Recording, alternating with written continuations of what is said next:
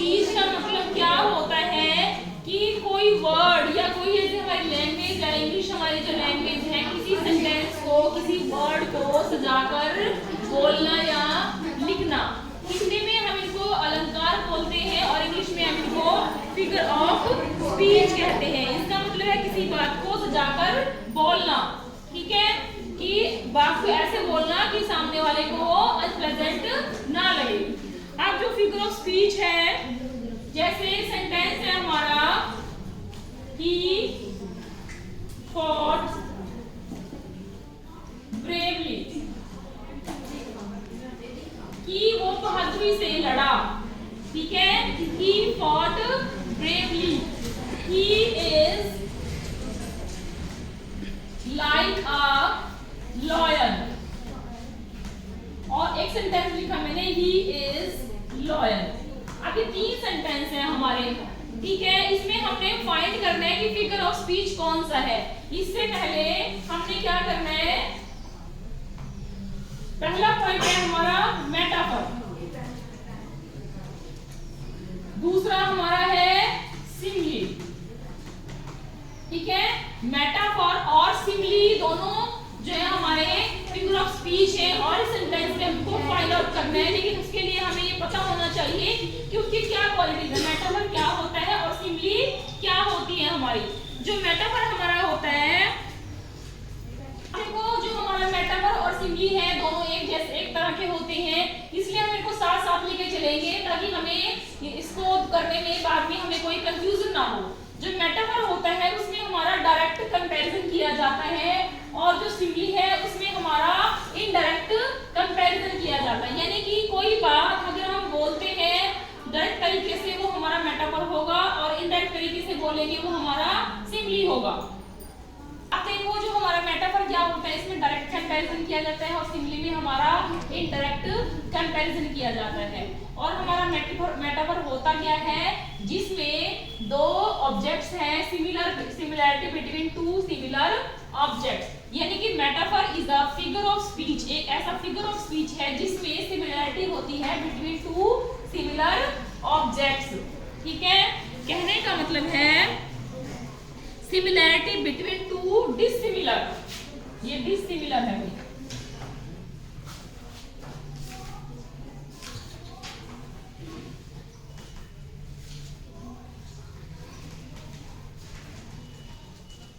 ठीक है, dissimilar, DISSIMILAR।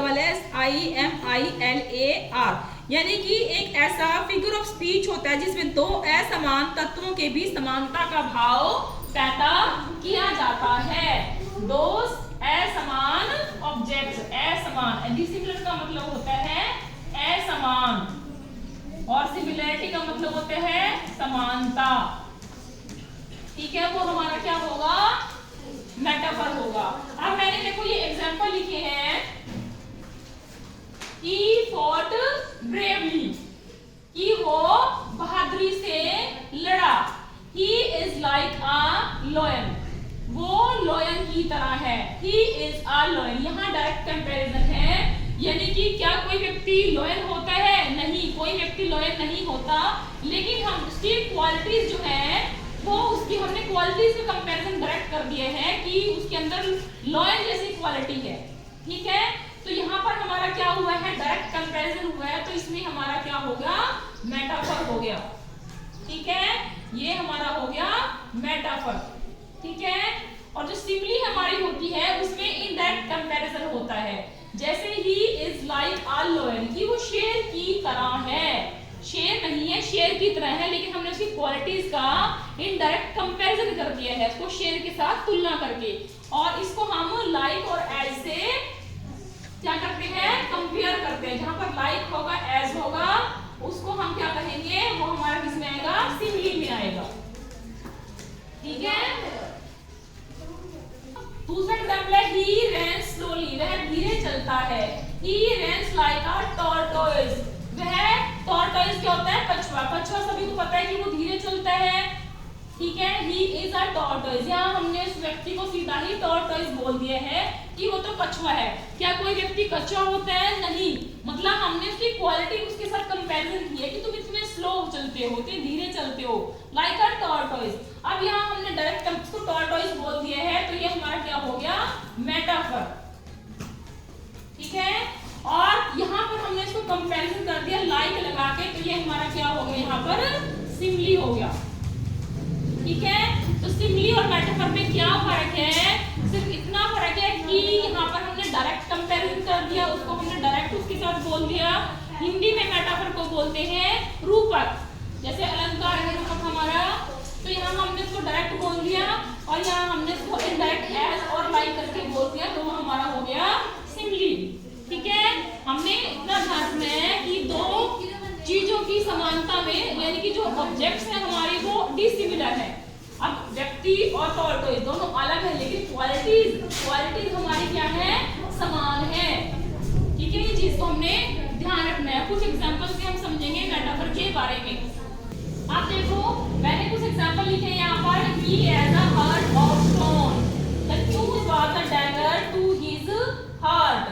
अब एग्जांपल करने से पहले हमें सिमिली के बारे में जानना है कि सिमिली क्या होती है। मेटाफर तो हमने बता दिया कि उसमें डायरेक्ट कंपैरिजन होता है और सिमिली में इनडायरेक्ट कंपैरिजन होता है।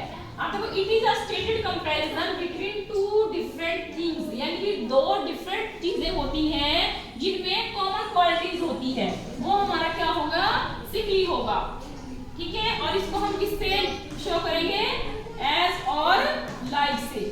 ठीक है, यानी कि जिसमें दो डिफरेंट चीजें होंगी और कॉमन क्वालिटीज होगी, वो एज और लाइक के द्वारा इसमें बताया जाएगा, वो हमारा क्या होगा? सिमिली। और मेटाफर क्या होगा? जिसमें कॉमन क्वालिटीज होंगी लेकिन उसमें एज और लाइक यूज नहीं होगा, वो हमारा क्या होगा? मेटाफर। अब देखो, ये एग्जांपल लिखा है, ही has a heart of stone. Heart of stone का मतलब क्या होता है? हार्ड हार्टेड, यानी कि कठोर व्यक्ति, जिसका बहुत ही कठोर दिल होता है। अब ऐसा तो कोई व्यक्ति नहीं है, तो यहाँ पर हमने बोला he has a heart of stone. The news was a dagger to his heart. Dagger का मतलब होता है खंजर।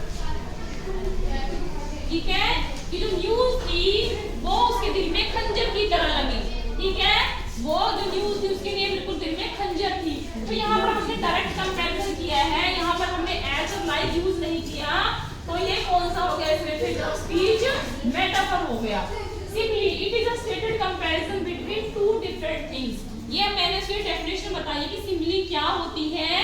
बिटवीन टू डिफरेंट थिंग, जो हमारी दो डिफरेंट चीजें होती हैं उनमें कॉमन क्वालिटीज होती है, वो हमारा एज और लाइक से इसमें दिखाया जाता है, जिसमें एज और लाइक होगा, इनडायरेक्ट कंपैरिजन दिखाने के लिए यूज किया जाएगा, वो हमारा सिंपली होगा। ठीक है, अब देखो, मैंने इसमें एग्जांपल लिखा है, he is as funny as monkey, कि वो इतना फनी है एज जैसे कि मंकी। मंकी जो बंदर होता है वो फनी हरकतें करता है, तो यहाँ पर हमने एज लगाया है।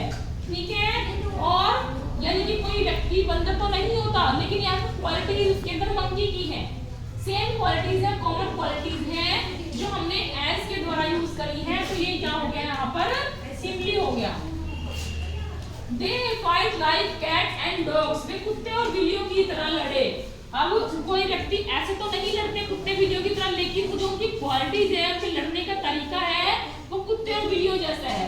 तो यहाँ पर हमने लाइक के द्वारा इसको कुत्ते और बिल्ली के साथ इनडायरेक्ट कंपैरिजन किया है, तो ये हमारा यहाँ पर क्या हो गया? सिंपली हो गया। ठीक है, तो ये हमारा दो फिगर ऑफ स्पीच हमने करे हैं, मेटाफर और सिंपली। अब इसके कुछ एग्जांपल लिखते हैं हम। एक एग्जांपल हमारा ये है, the sheep, the camel is the sheep of desert. ये जो कैमल है, जो ऊंट है, वो रेगिस्तान का जहाज होता है। ठीक है, यहाँ पर हमने डायरेक्ट कंपैरिजन किया गया है। ठीक है, यानी कि रेगिस्तान का जहाज किसको बोले? हमने ऊंट को बोला है, तो यहाँ पर हमने डायरेक्ट कंपैरिजन किया है, तो ये हमारा क्या हो गया? यहाँ पर मेटाफर हो गया। ठीक है, दूसरा है, he is as cunning as fox, कि वो इतना चालाक है जैसे कि फॉक्स। फॉक्स क्या होता है? हमारा लोमड़ी होता है। तो यहाँ पर हमने एज के साथ इसका इनडायरेक्ट कंपैरिजन किया है, तो ये हमारा क्या हो गया?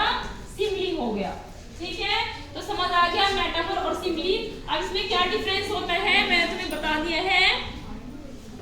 अब देखो इसमें क्या कंपैरिजन होता है, ठीक है। जो हमारा सिमिली है और मेटाफर है, इसमें क्या कंपैरिजन होता है सिमिली और मेटाफर में। Similarity is suggested with the help of as और लाइक। जो सिमिली है इसमें हमारा एज और लाइक का यूज किया जाता है, यानी कि एज और लाइक के द्वारा इसमें इनडायरेक्ट कंपैरिजन किया जाता है। और जो मेटाफर है इसमें क्या होता है similarity between two dissimilar object, दो अलग वस्तुएं होती हैं, ठीक है। Similarity between two dissimilar object, यानी कि दो अलग अलग वस्तुएं होती हैं उनमें सिमिलैरिटी की जाती है, उनमें दो असमान तत्वों में समानता, इसका मतलब ये है किया जाता है। और विदाउट यूजिंग एज और लाइक, इसमें हम एज और लाइक का यूज नहीं करते, इसमें हम डायरेक्ट कंपैरिजन करते हैं, ठीक है। तो ये था इसमें डिफरेंट सिमिली और मेटाफर में, यानी कि एज और लाइक का प्रयोग दो असमान तत्वों के बीच में समानता पैदा की जाती है, ठीक है। तो ये हमारे आज थे सिमिली और मेटाफर। Thank you.